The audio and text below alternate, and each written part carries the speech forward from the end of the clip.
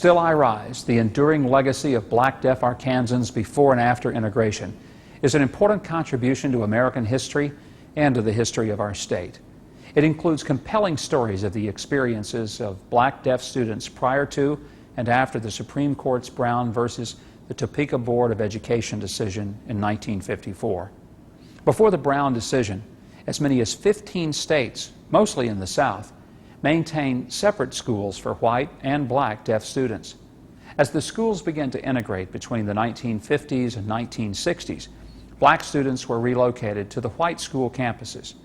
In the process, much of the history of the black schools apparently was either lost or relegated to memories retained by students, teachers, and staff to be passed on orally from one generation to the next. I'm pleased that Arkansas, through the efforts of the University of Arkansas, the Arkansas Association of the Deaf, the Little Rock Black Deaf Advocates, and Arkansas Rehabilitation Services, is being recognized as the first state to produce a DVD and companion booklet to share the stories about these important memories that I hope we will all appreciate and treasure. Let me share a brief summary of the history of the Arkansas School for the Deaf.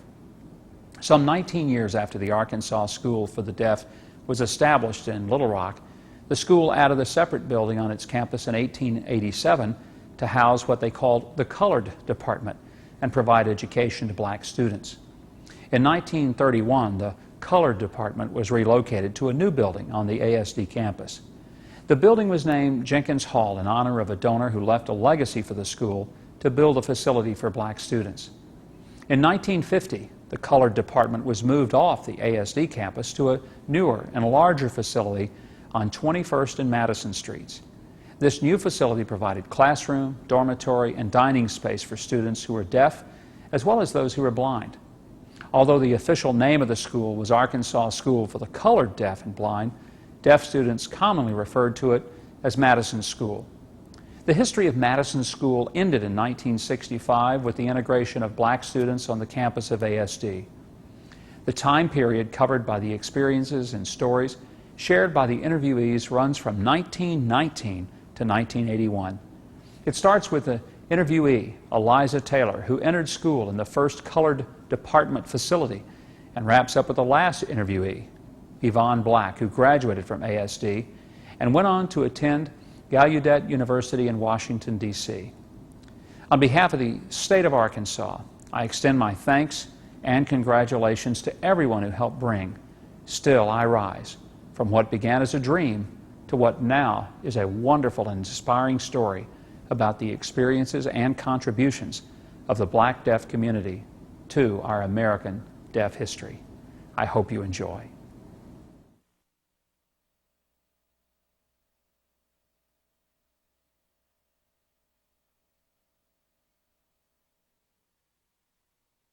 How many girls? I don't know. Were there few, a lot, many? Which? There were about maybe 14, 15 or 16 girls and about maybe 10, 11, 12 boys. There were many, many white deaf. Wow, about 400, 500, 600 white deaf students. That's from a long time ago. That's Bess Riggs. That's right, Bess. She was a school superintendent. You worked for her? Yes. What did you do? I was a waitress.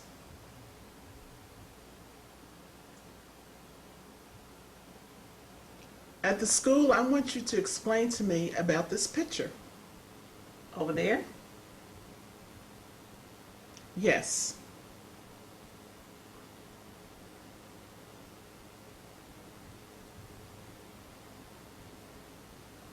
Yes, that's a school I went to a long time ago.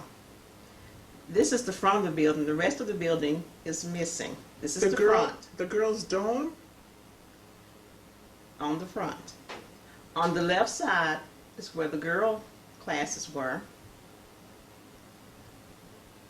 Upstairs was a sewing area.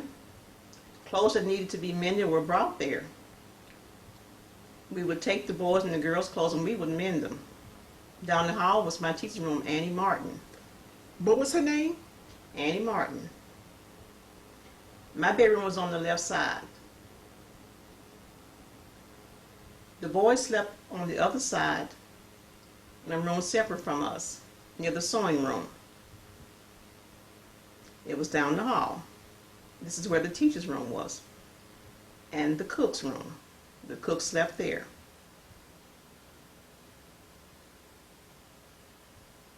Well, there's more, and the boys slept here.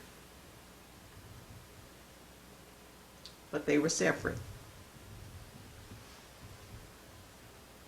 Could you go outside? No, we were not permitted to go out in front of the building. There was a door on the left side and on the right side of the building that the teachers used. The girls' room were on the left side and the boys' rooms were on the right side. And the boys slept over here. Where did you eat? We ate in another part of the building. The cook prepared our meals. Yes. Oh, that's an old picture from a long time ago. I left school around 1931. How old were you when you learned sign language? I learned sign language on my own from watching other students sign among themselves. We were not taught sign language. I just watched and I learned from the other students, and I became a skilled sign language user. I learned from the other students.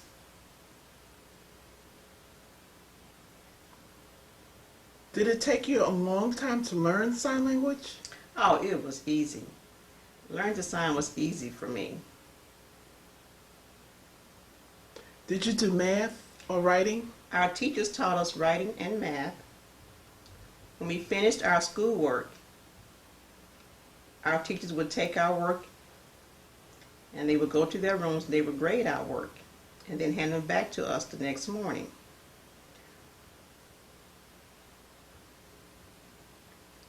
When I got my papers back, I would say to myself, oh, I got 3 wrong.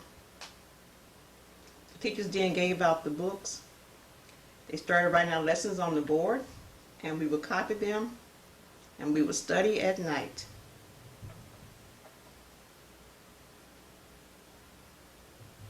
At night, did you study alone or together? No, the boys studied in one group, and the girls studied in another group. The supervisor would sit and watch us, about an hour. They would tell us all to go to bed. Who was the supervisor? The teachers, The teacher? they would sit and watch us. Was the teacher deaf? Yes, the teacher was deaf, but Was they she could white talk. or black? They were all white. There were no black teachers at that time. In the fall, when it was time to get ready to go for school again, the parents would take the kids to town to the store to get new clothes. We got our clothes measured and fitted. We got 4, 5, 6 new outfits, 2 pairs of shoes, and some socks. The parents paid for the clothes, and then when it was time for school, we took the train, went back to Little Rock. Could your mother Oh yes, sign? she could sign very well. Could your father also? Well, my father used to sign a little bit. He understood a lot of signs better than he could sign himself. But my mother used sign the most. Now I am 92 years old, and I don't know if I will live until I am 93 on my next birthday, which Yes. is June 10th. You look young. Wow. God himself gave it to me. You've never been sick? No, never, not even a headache.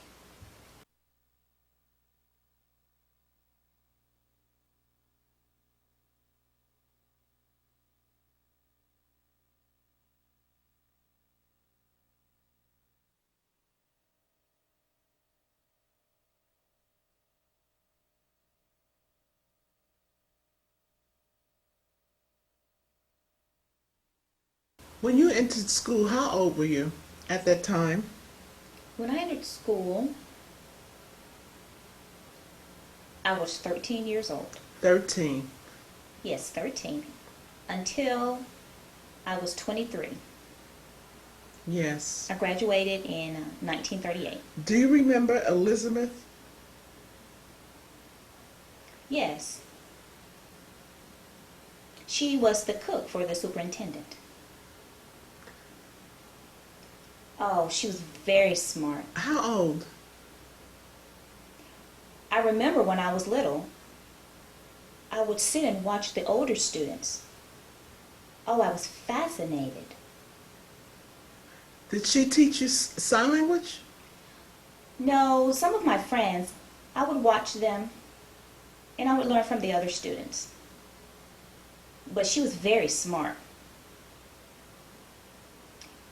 They were in the A class and I was in the B class. Were there a lot of children in your class? No, not really. Where were you born? I was born in South Carolina. South Carolina, South Carolina. Yes, that's where I was Wow. born. And you came here? Well, my mother was sick. My father, he couldn't take care of her and the kids. My aunt and uncle, they took us and brought us to Arkansas. Not long after that, my mother passed. Yes. It was then that my aunt took me to the school for the deaf, the black school, in 1928.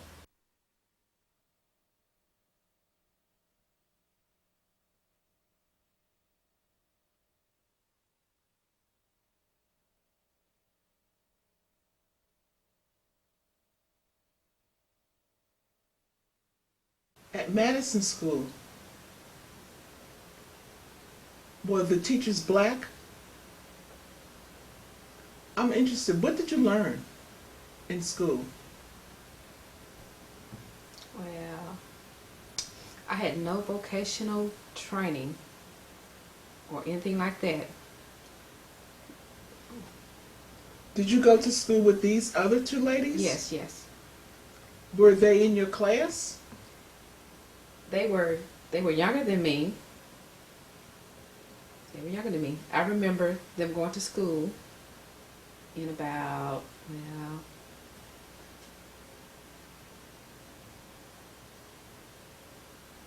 $1945. You were one of the first black students from Madison School to have the opportunity to go to Gallaudet College, right? Yes. Yes, Can I you- was. Can you tell me about that? I almost went to Gallaudet from the Madison School. But my parents, they didn't have enough money because they were farmers. Yes. I would like to talk with you. What is your name? My name is Ceola Williams. Nice to meet you. I am from Hampton, Arkansas. Go ahead. I went to beauty school in Little Rock for about 6 months. After I finished school, I went back home to Hampton. I was home for about 3 months. Mrs. Towns, the beauty school teacher, wrote me and asked me to come back and help her. I asked my parents if I could move back to Little Rock, and they sent me back. It was really good. There were 3 of us, 2 hearing, and then me. I taught people how to fix hair. You taught? Yes. On weekends, on Saturday, hearing people would come in, chat, and we would fix hair. I collected money from them and gave them to the teacher, Mrs. Towns. She would pay the bills and to give me my earnings.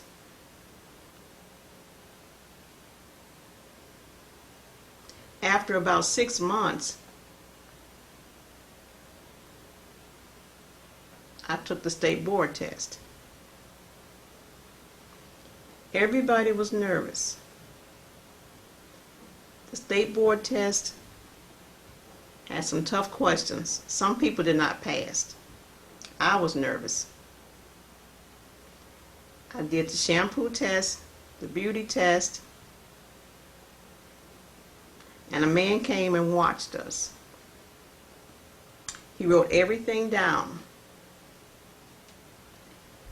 Everyone else was finished, and I was last. The man came over to talk to me, and we all took the reading test. It was really hard, but I went ahead. I did not understand some of what I was reading. It was really hard. I did what I could, and then I turned in my test to the state board. Then I had a snack, and I waited. Once they finished checking the test, they came back. They gave me a B+. I almost made an A. I was so excited. I got my beauty certificate. The two women I trained and myself, we all passed, congratulated each other, and when we left for the next morning, I was still excited. I packed my things, caught the bus, went back home. There were no interpreters to help me. Everything we did, we wrote back and forth. There was no sign language used. One more question. Before you were in school, were there white students in school with you? Were your teachers black or white? All the students were white at Jenkins Hall. There were no black teachers until I moved to the Madison School. The white teachers stayed at Jenkins, and I didn't know what happened to them. But at the Madison School, at the new school, all of the teachers, all the black teachers were hearing. One of the black teachers was hard of hearing, and that helped a little bit. Did you have classes with white students at Jenkins Hall? You mean at the Madison School? Were they white or were they white or black? They were black. The white students were in the vocational building on the other side of campus. Yes. We didn't come together much, but when we gathered at Parnell Hall, we watched movies and basketball games and plays. Did you mix? No, the white students, they sat in the front of the auditorium, and the black students, we sat in the back.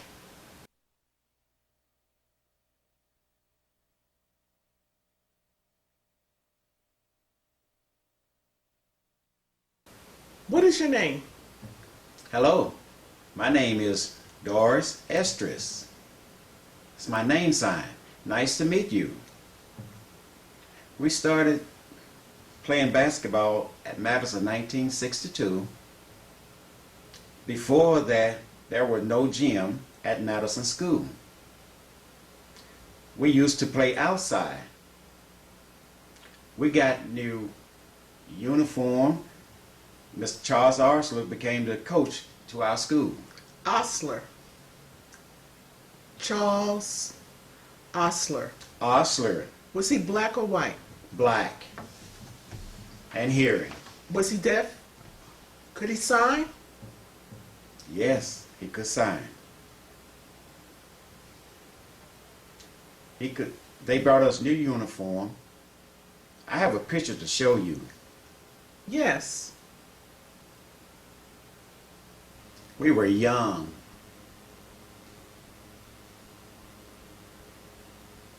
That was a long time ago. I'm the first in front.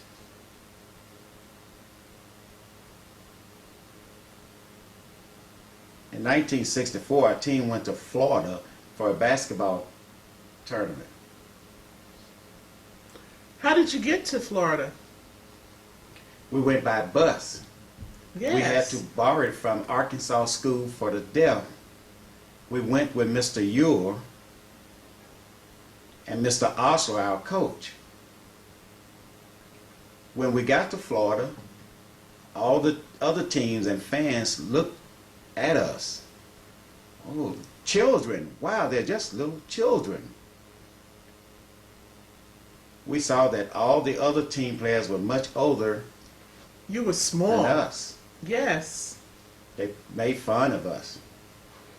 Look at the picture. We were young. The players and fans made fun of us. They laughed at us. We were humble. We were quiet and just happy to play. We lost all of our games, but they gave us Houston, a trophy right. for the best sportsmanship. In 1965, Mr. Houston Nutt, coach at ASD, had us to come over to ASD gym. He had an all-white basketball team, Yes. and then he saw us, an all-black team. The all-black team is in the picture. He wanted to see how we played against each other in a scrimmage. When Houston Nutt saw us play, he said, "Man, those black kids are good. The white kids are bad. I'll take the kids on my team." You moved to ASD? At that time, we never had a junior varsity team at Madison. When we came over to ASD, they told us we could be on a junior varsity team. I did not understand what it meant. We started playing against other schools, and team would score about 30 points, and our small young team would score 100 points. The best player on our team was Benny Fuller. That's his name sign. He was a top scorer. He was very good. He was a very great shooter.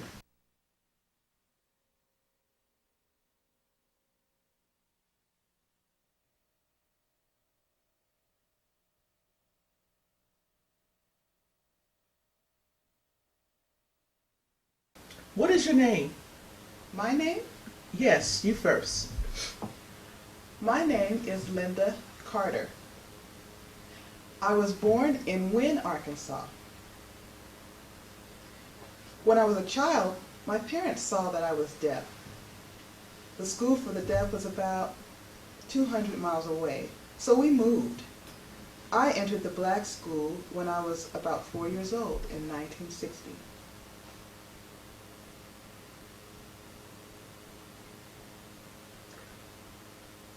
What was the name of the school? It was Madison School in Little Rock. For black deaf children, right? Yes, black deaf children. I lived in the dorm, and we only went home for Christmas and summer. Yes. When you were small, how did you take care of yourself? Dressing, doing your hair?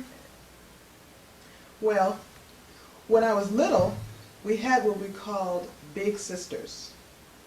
They would help us dress and match our clothes to get ready for school.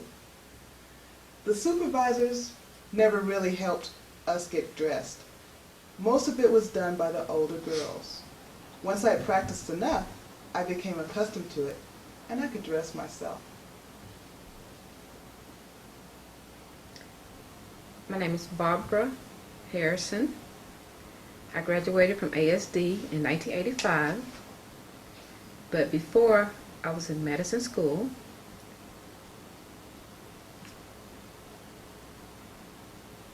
I entered Madison School when I was about 7 or 8 years old because of our doctor. The doctor told my parents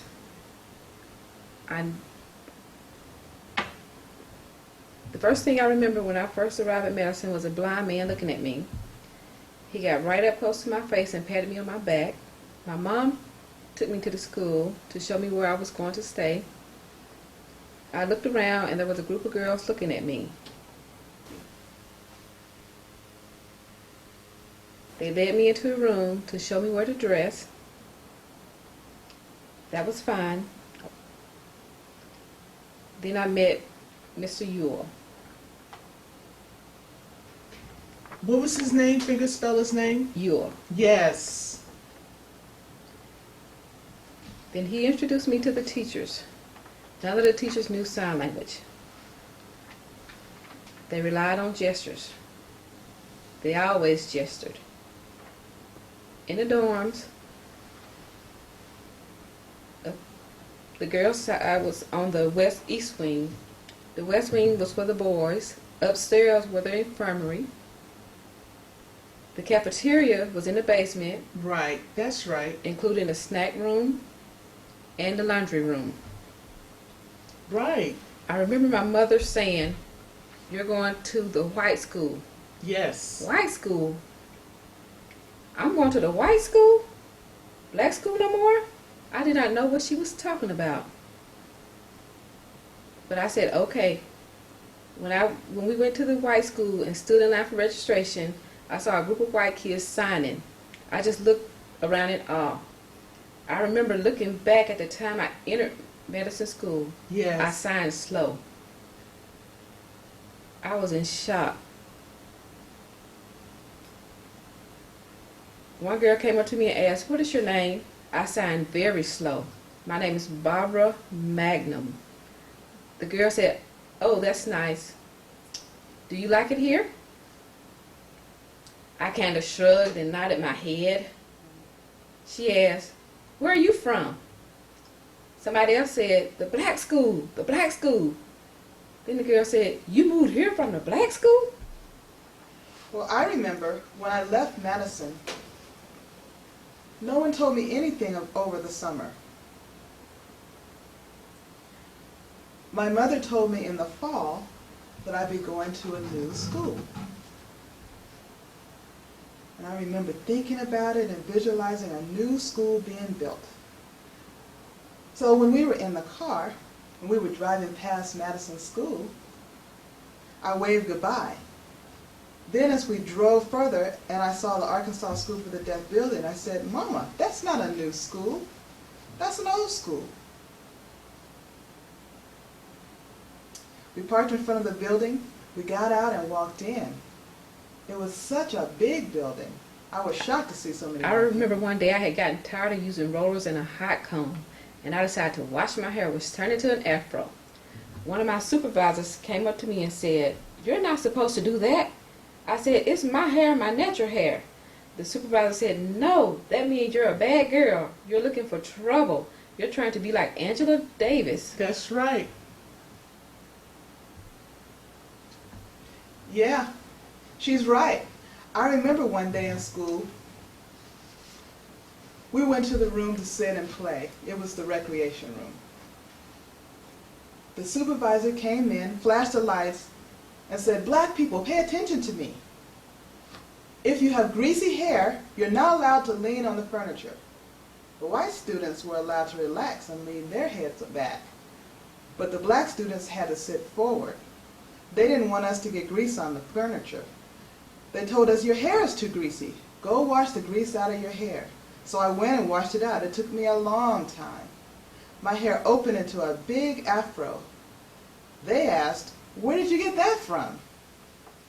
The supervisors were mad at me and punished me. I was so frustrated. The supervisors started to get upset because the black students ended up with afros.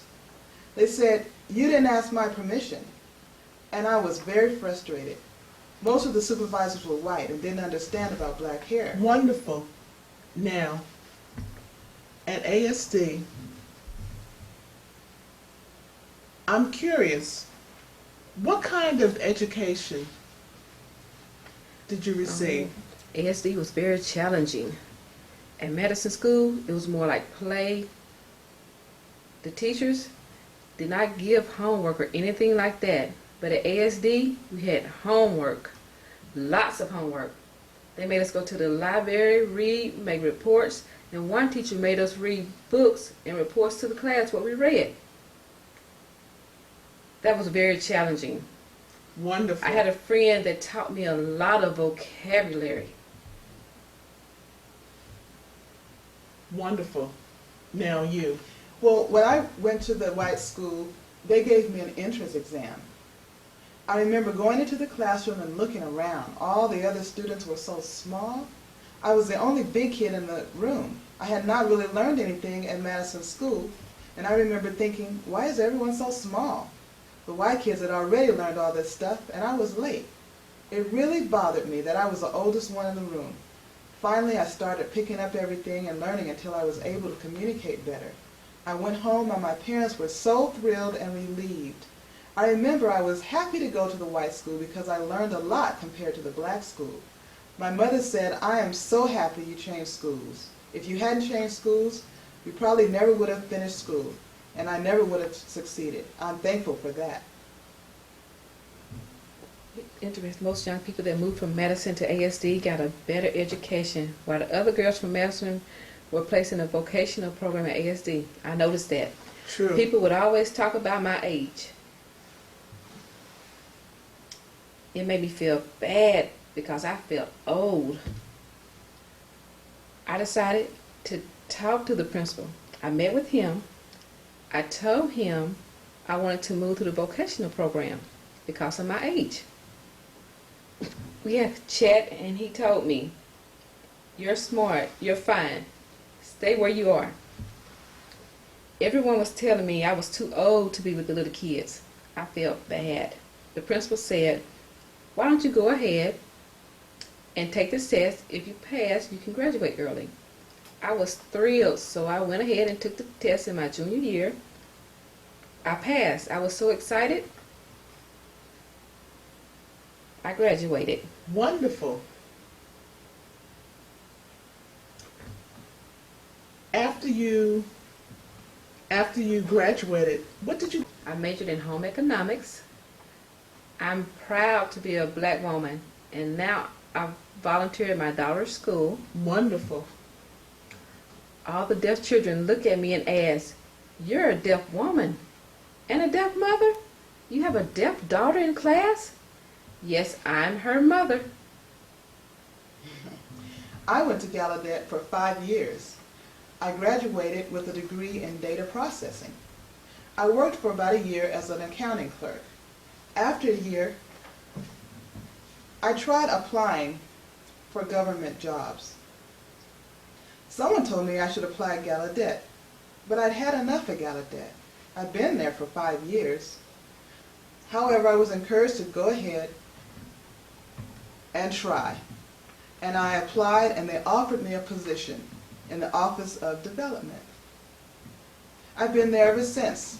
I learned so much every day. I've been working there for 14 years. I've changed positions twice.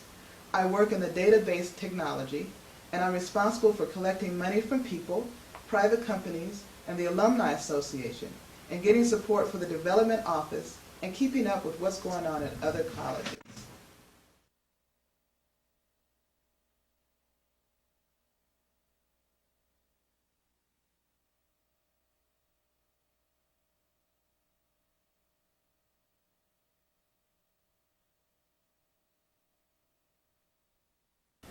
Where did you go to school? I went to the Arkansas School for the Deaf. I entered in 1970 and graduated in May 1981. Oh, wow. When you entered school, was it black and white, or were they integrated? When I entered school, they had just integrated. I never went to Madison. When I entered school, it was mixed, white and black students. Okay, I'm curious. Were the dorms integrated? Yes.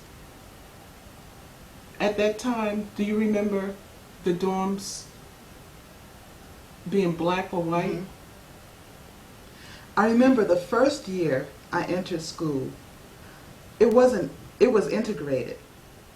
The beds were laid out for black kids in one room, and they had fancier beds for white kids.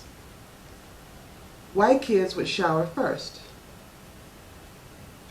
Once they were finished, the black kids would shower last. The next year, it didn't matter. The kids were grouped by age. I remember that because it didn't make a whole lot of sense to me. That was my experience with segregation. We had separate rooms, but classes and everything else were integrated. I remember when I first entered school, until I graduated, I had no black deaf teachers. When I was a senior, I looked up to the white deaf teachers that were graduating and coming back from Gallaudet. They would tell me, "You need to go to Gallaudet." They would encourage me, and I didn't really think I could. My sophomore and junior years, I wanted to take the Gallaudet entrance exam, but the principal did not feel I was ready. My senior year, I took the test. I passed, and I thought I might go to another university. I was told, no, go to Deaf College. Then, if you don't like it, move on and go to another college. I saw a few of my friends go off to college, and finally, I arrived at Gallaudet University. I thought there would be harmony among the deaf, but there wasn't. There was racism. They have their own racism up there that they're exposed to. The difference between racism in Arkansas and DC is that in Arkansas it was blunt. There was a clear line between whites and blacks. In DC, the lines are blurred. The racism was more subtle. Sometimes you're not sure if you crossed the line or not. During my 5 years in college, I was very active. I was involved in student organizations. I even broke some barriers. I was the first black business manager for a student organization. Wonderful. After you graduated, you received a BA degree, right? Yes, a BA in psychology. Psychology. What did you do? I got a bachelor's in psychology. Remember, vocational rehabilitation supported me in Arkansas, so I felt like I should go back to my hometown to pay my respects and give my thanks. So I moved back in 1987 for work. I found a house parent position at ASD. I was working with the middle and high school levels. I worked there for a year, and of course it had its pros and cons. There was oppression there. I was a former student from there and had butted heads and challenged my supervisors.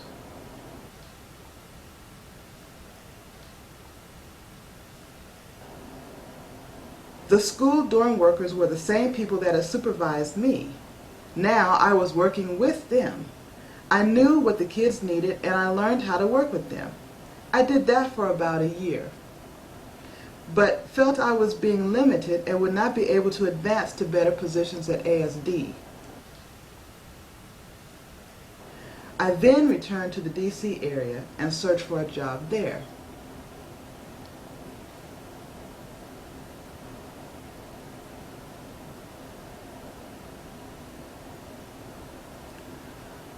So, I found a job as a house parent at the Maryland School for the Deaf.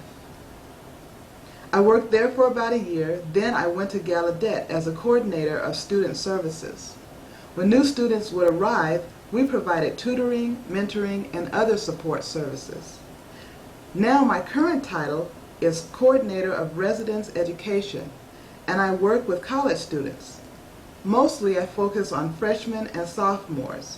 If the student has trouble deciding on a major or something like that, we work to try and match their needs. That's what I've been doing up to this point. I've been very active in the DC chapter of the Black Deaf Advocates. It was one of the first chapters established under the National Deaf Black Advocates.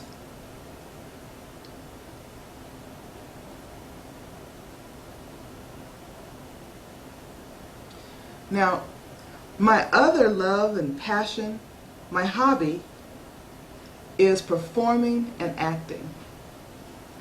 Growing up, I was always involved in acting. I always took a lead role in school plays, but what led me to really have love for acting was my family. Every year when the family would come together, they would ask me to do things. Imitate Grandma Pearl. And I'd be like, okay. And I would imitate Grandma Pearl. At Halloween, I wouldn't wear a mask, and I didn't want candy. I would ask for money. I would sing. From then on, that was my way of earning money. My friends encouraged me because I had an ability to act, but I really didn't believe in myself. At Gallaudet, to help organizations fundraising, I started performing an act called Mama Cares. Everyone really enjoyed it. I've been doing that as a one-woman show since 1989, and ever since then, I've been busy performing and traveling to many states. So how do you feel about yourself from childhood to now? What do you think about school, looking back? Being a child, about your parents, and about where you are in life now. Well, I remember when I was a kid, we were a poor family, but I didn't know what poverty meant because my family was full of love. I remember, etched in my mind, the first exposure I had to racism. It was a long time ago when you could write an IOU for groceries. We were walking back home, and I remember this cop, just for the fun of it, called my brother over to him. At the time, I was 4. My brother turned around, looked at me, and said, "Go home. Go home."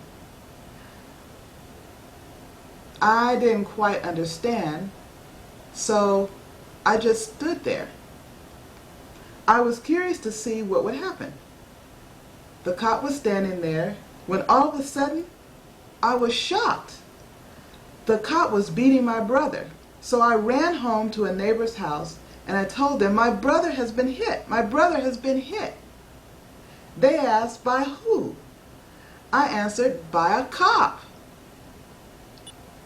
After that, I always remembered that as my first exposure to racism. From that point on, I guarded my heart. The world was not safe for me. Later, when I became deaf, it doubled. And I became more guarded, closed, and kept things inside of me. But my family centered on the church, and that really gave me faith. I knew that God would take care of us, and I started to open up to the world, with my family guiding and supporting me. My self-esteem never diminished. I built it up, and my mom told me that things happen to you when you let them. I started to think about that, and I finally understood. Is racism going to bother me and oppress me and bring me down? No, I will get around it. Life goes on. Think positive. Those people want to see you fail.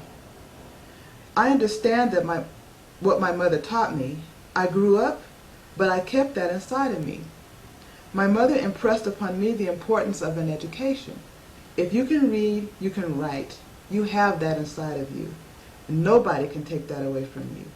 You have already protected yourself. So from there, people may want to butt heads, be ignorant and stuff like that.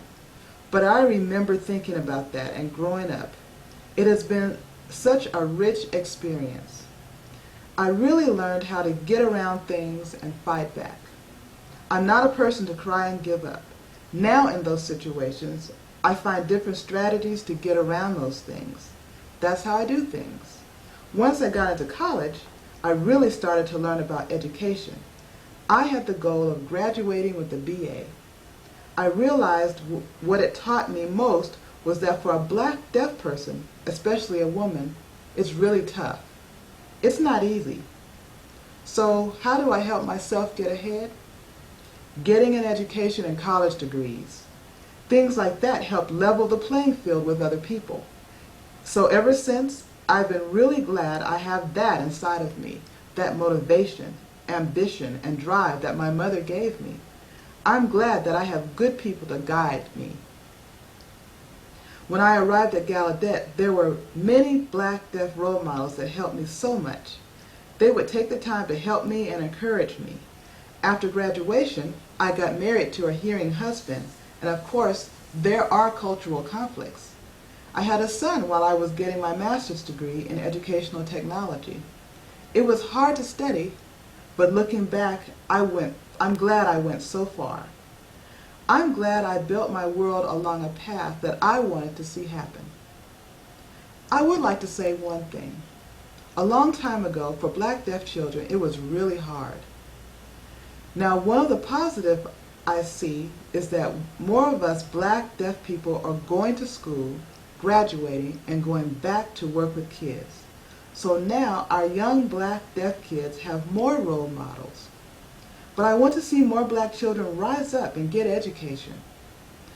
I know we have to work on that. As for Arkansas School for the Deaf, I have to mention one thing. I remember very well while I was in high school, there were several black deaf women from Arkansas who went to Gallaudet. I remember Linda Carter, Barbara Mangum, and Gwen Speaks. They would visit ASD and help fix my hair for school pictures. They would take the time to explain things to me. I looked up to them. They helped me excel. It was very important that I had them as role models.